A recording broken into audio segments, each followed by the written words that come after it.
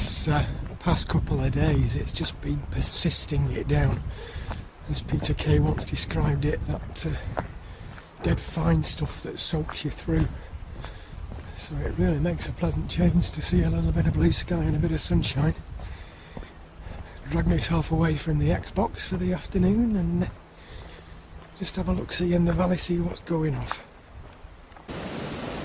I recently bought a reproduction of an Ordnance Survey map from 1904 of the area, and on the cover there's a fantastic image of some kids way back then, obviously mill workers heading down to the mill, and this is the view today. Fabulous, eh? How about this for a vantage point at the crossroads?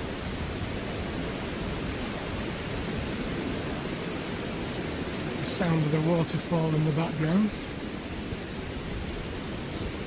Probably not picking it up, but there's also a fantastic sound of birdsong in the trees around us here.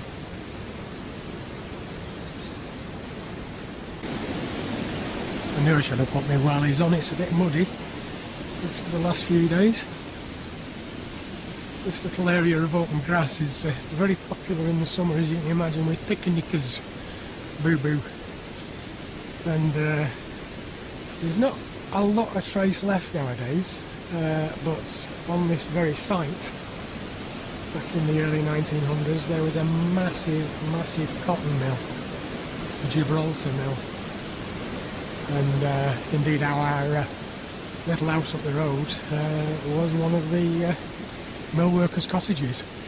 The same map that I mentioned earlier has some fascinating details on the reverse as to what residents on our streets used to do, and apparently the fellow that used to live in our house was a minder, so I'm guessing he was somebody looking after the machinery in the mill as opposed to a bodyguard. I've said it before, but I'll say it again. Sunlight through trees, you can't beat it. Once years ago, and there was a load of, I was going to say kids, but some of them were teenagers, and they were all decked out like Lord of the Rings, bloody hobbits and orcs, chasing each other with wooden swords, etc. Obviously some sort of reenactment, but half shit you up when you're walking through the woods and an orc jumps out at you. It's not what you would expect. There's a little bit of fungi there on the log. Little known fact that we're currently standing on what is part of the Transpennine Trail, which is a country road which leads from the North Sea, one side of the country, to the Irish Sea on the other.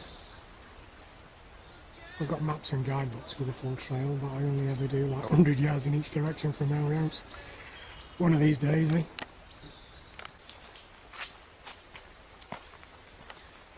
Just approaching the little bridge. I'll take you up top in a minute and show you what is actually going over that bridge. I don't know why, but I've always found something gynecological about that structure. Maybe I'm just fixated. Just along here on the right hand side, there used to be a row of cottages called Gibraltar Row, and got a cracking little picture off the internet here. But without the joys of modern technology, I'm not just talking the internet here, I mean photography as well, you probably wouldn't even know that that place ever existed. I'd love to come back here on a dry day so I can crunch through these leaves. They're just a little bit soggy at the moment. Any guesses what's over that bridge yet? Nope, it ain't a train. Train's over on the other side. How about that then? The Peak Forest Canal. Quite a nice little stretch of canal. I think it runs about 15-20 miles from one end to the other, and they used to have the barges running along here many moons ago, actually carrying stone from Derbyshire, about 15 or so miles in that direction, and they'd drag it all along the canal, usually horse drawn, because we're on the towpath, wherein the horses used to tread, and they used to take the stone to, I understand, what's now called Portland Basin, Ashton-under-Lyne, in this direction, probably about 3-4 miles from here, from whence it was shipped out all around the world, allegedly. No doubt via the Manchester Ship Canal.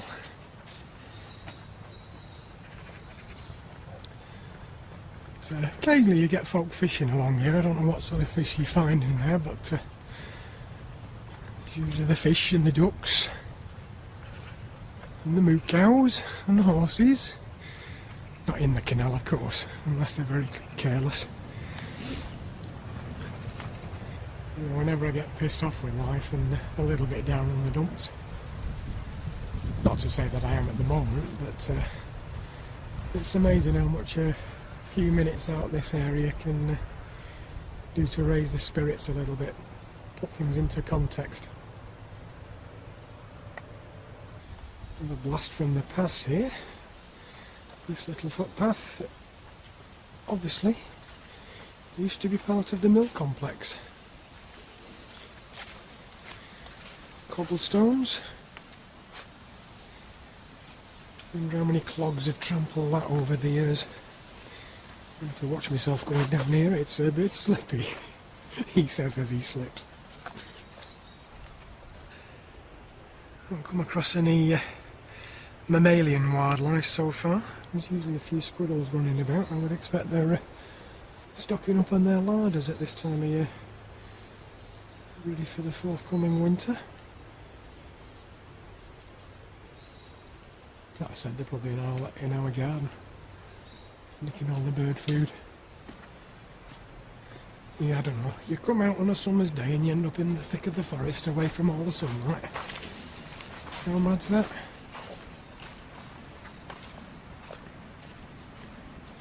I think I mentioned in my earlier video there's a hell of a lot of foxes and mink apparently in this part of the world. Seen a couple of foxes around, but never any mink. Probably wouldn't know one if I fell over it. It's like the old adage, what's the difference between a stoat and a weasel? One's weaselly recognised, the other's totally different.